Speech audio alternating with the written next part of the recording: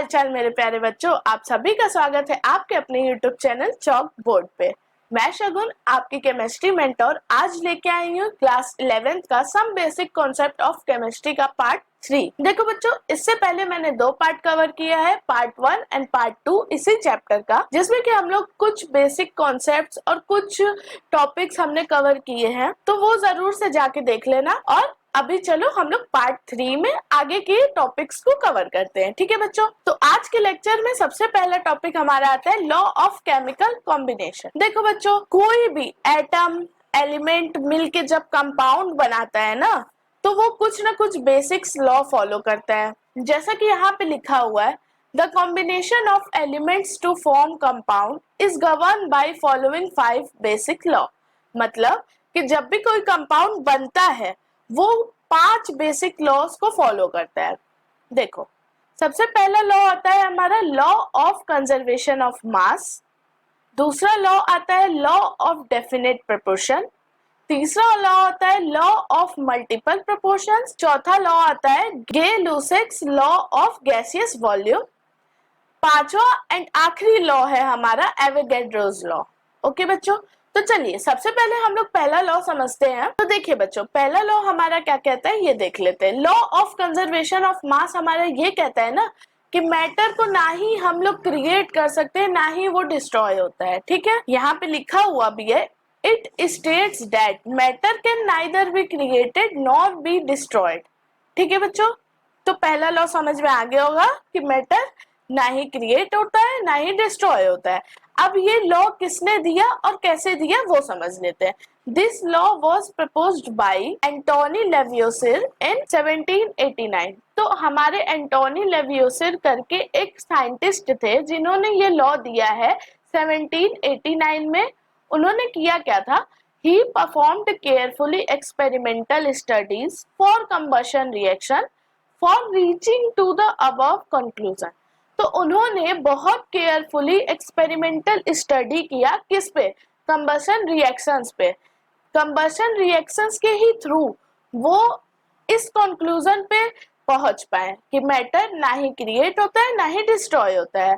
ठीक है बच्चों, तो चलिए सेकंड लॉ समझते हैं हम लोग। लॉ ऑफ डेफिनेट प्रोपोर्शन क्या कहता है, a given compound always contain exactly the same proportion of element by its mass। तो बच्चों देखो, सेकंड लॉ का हमारा नाम ही पढ़ते हुए हम लोग को समझ में आ रहा है कि वो क्या बोल रहा है कि जैसे कोई कंपाउंड होता है ना, वो हमेशा हमेशा वो सेम प्रोपोर्शन में ही एलिमेंट्स को कंटेन करता है उसके मास के हिसाब से। मतलब उसका मास सेम ही रहेगा चाहे वो किसी भी तरीके से बना हो। ठीक, जैसे कि यहाँ पे एक साइंटिस्ट थे जिन्होंने वर्क किया, जैसे कि यहाँ पे मैंने लिखा है, he worked 2 samples of cupric carbonate CuCO3 पे उन्होंने वर्क किया। पहला तो हमारा नेचुरल सैंपल था और दूसरा सिंथेटिक सैंपल था। अब देखो यहाँ पे क्या देखना है, percentage of copper natural sample में भी 51.35 है और सिंथेटिक सैंपल में भी 51.35 है। अब यहाँ पे परसेंटेज ऑफ ऑक्सीजन क्या है, 9.74 है नेचुरल सैंपल में भी, 9.74 है सिंथेटिक सैंपल में भी। फिर परसेंटेज ऑफ कार्बन 38.91 है नेचुरल सैंपल में भी, 38.91 है सिंथेटिक सैंपल में भी।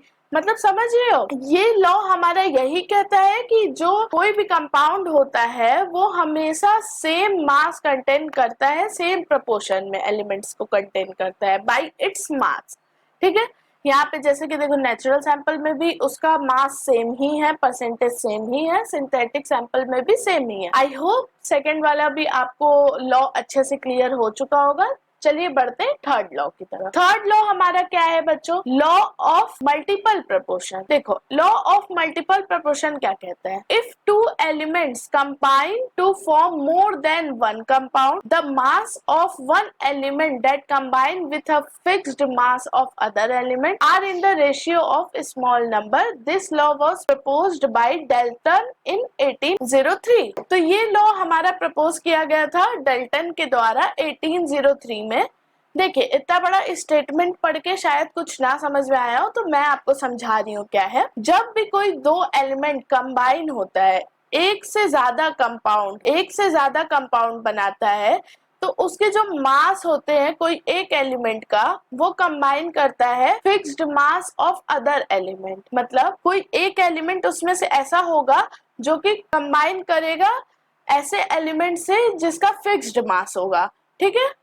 तो वो क्या, जो हमारा रिजल्ट आएगा, जो हमारा प्रोडक्ट आएगा, वो तो हमारा स्मॉल होल रेशियो में ही रहेगा। जैसे कि चलो एग्जांपल देखते हैं हम लोग। For example, hydrogen combine with oxygen to form two compounds namely water and hydrogen peroxide. यहाँ पे देखो बच्चा, सबसे पहला एग्जांपल हमारा ये है, हाइड्रोजन को ऑक्सीजन से कंबाइन किया तो वाटर बना। कैसे?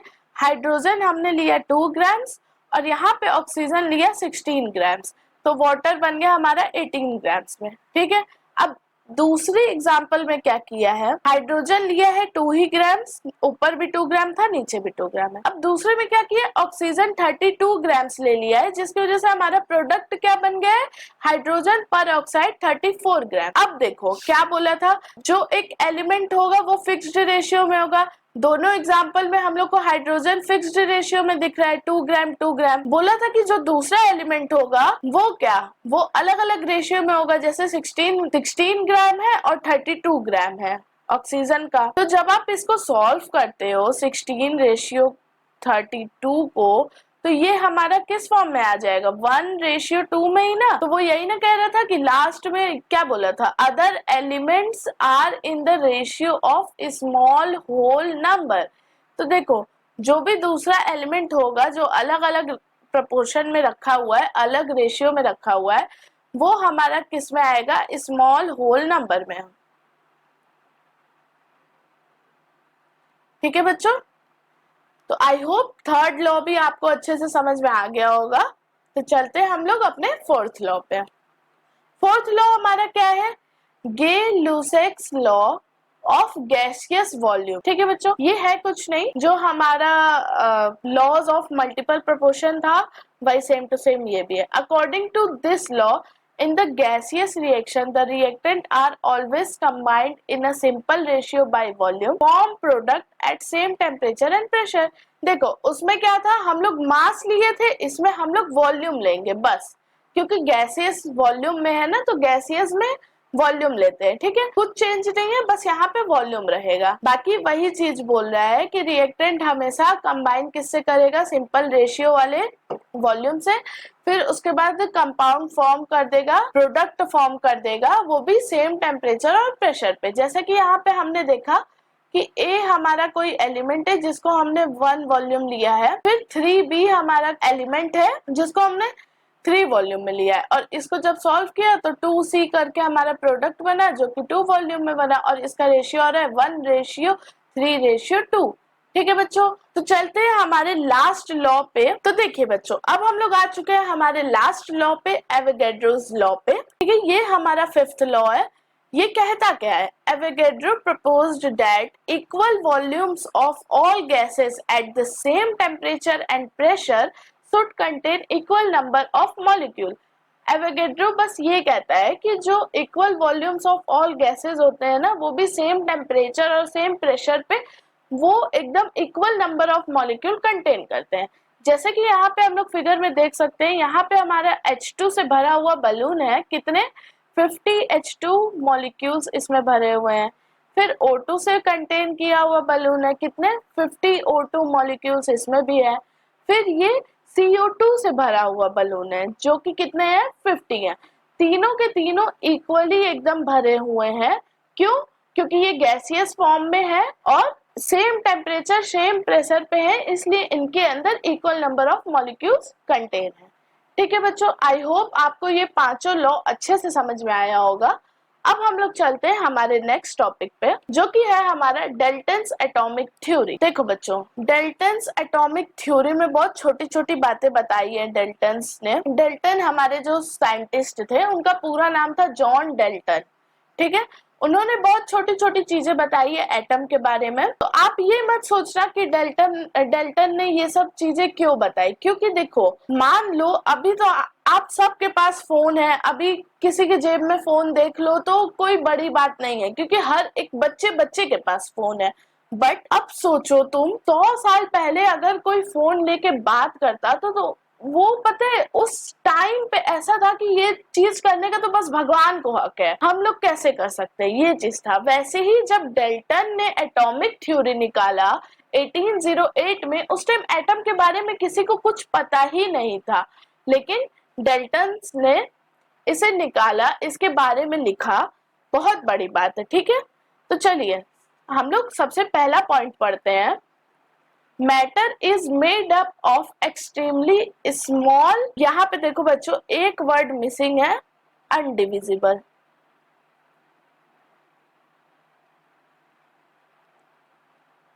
हाँ देखो, matter is made up of extremely small undivisible particles and indestructible particles called as atom.